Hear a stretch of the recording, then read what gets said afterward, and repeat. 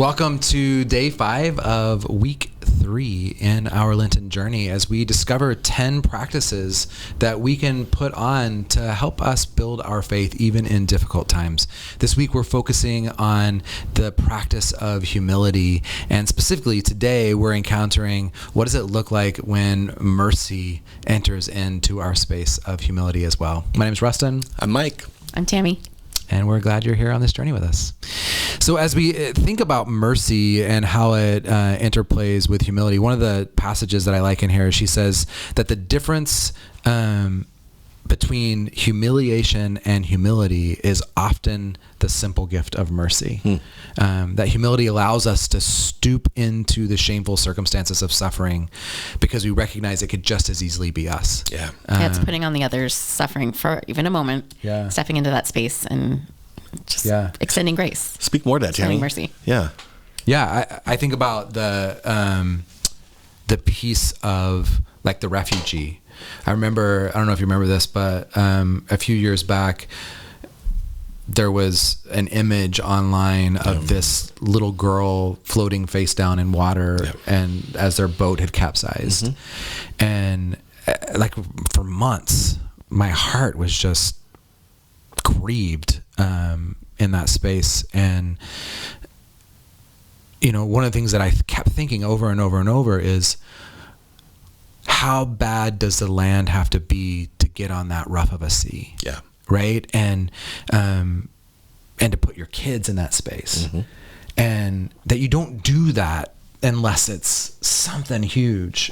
And there was all this kind of dialogue about it. And I was like, wait, what does it mean for us to put ourselves in this place that the safest place we can think of is a crappy boat in a reckless sea to find safety?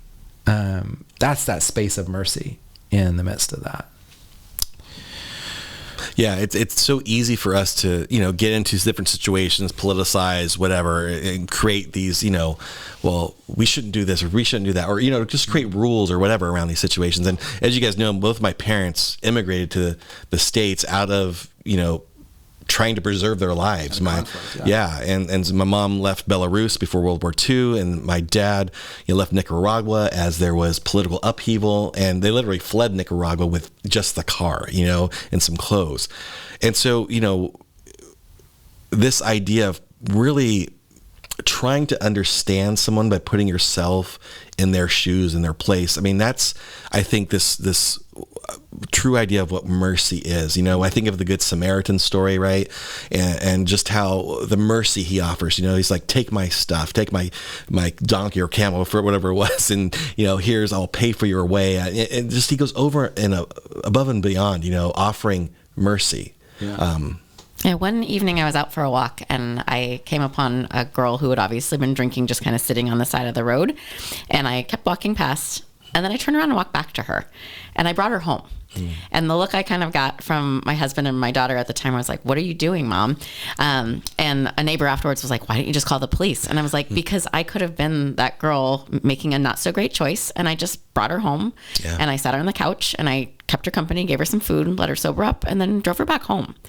That to me was just a simple act of mercy that maybe a little countercultural. But how do we open the doors and notice those things instead of maybe otherizing the person, seeing yourself in them, and then just helping out? I love that. Maybe it comes down to simple, like what you did, Tammy, taking the time, right, to be with people, to put on their shoes, right, to live in their life a little bit. And in doing that, Christ, is the ultimate example of that, right? This idea of him coming down, living on this earth, going through the things that we go through, right, is this ultimate example of him choosing not to be other, but to experience and to really live through our humanity, in order for him to understand. Maybe, I don't know if Jesus understood or not beforehand, but, he did definitely after he lived his life on earth. Yeah, I think that leads us really squarely into our practice for today. Jesus is our entry into God's mercy, the city of refuge to which we flee and find grace. So what does that mean to you personally? Where do you most need mercy right now in your life? Psalm 51 says, have mercy on me, O God, have mercy on me, for in you I take refuge. I will take refuge in the shadow of your wings until the disaster has passed. Where in your life do you need to take refuge under the wings and the merciful arms of God? And practice humility and offering God, saying, God, I need those wings. I need this space. And then think about ways that you can be the wings of God to those around you in meaningful ways as you finish out this week of humility. Thanks for joining us on this third week. We're so glad that you're with us. Please feel free to comment as we're going throughout these. We'd love to hear from you and to hear what God may be saying to you as you read this text from Michelle Cushat. Have a good day.